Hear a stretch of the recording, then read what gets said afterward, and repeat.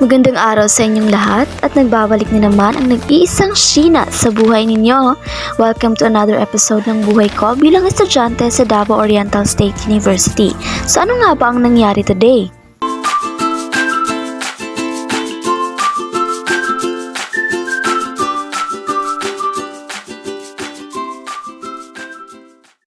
Kamusta mga kasyoti? Kung akala ninyo magiging chill ang biyernes ko, nagkakamali kayo. Kahit walang pasok, hindi pwedeng magpahinga. Dahil sa buhay estudyante, walang kalmado at puro galaw talaga. Kaya tara, samahan ninyo ako at sana'y maaliw kayo sa mga kwento ng isang normal na estudyante na laging may ginagampanang misyon. Dito pagkatapos ng aming pagpupulong ay agad kaming dumiretso sa paborito naming kainan. Mga kasyoti, this fried chicken is no joke. Crispy, juicy at bawat kagat ay parang ang saya ng buhay. Ewan ko pa dito sa partner in crime ko, niyaya pa talaga akong magmakdo at dahil queen of push siya, hindi ko siya matanggihan at talagang hindi pa kontento ang babae, talagang nagbiwok pa kami.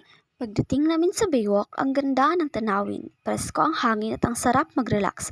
Pero syempre, hindi lang kami naglakad-lakad doon. Kumain ulit kami. Talagang ang saya kabanding ni Ate Jo.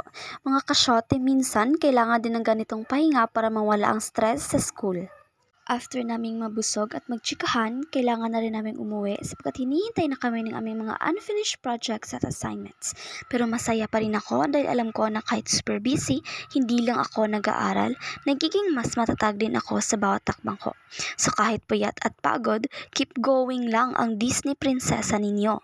Sa buhay estudyante, syempre hindi maiwasan ang stress at pressure. Pero yung mga simpleng moment lang, yun talaga ang nagpapagaan ng lahat. At kapag kasama mo ang mga tao na may malasakit sa'yo, parang lahat ng pagod ay nawawala.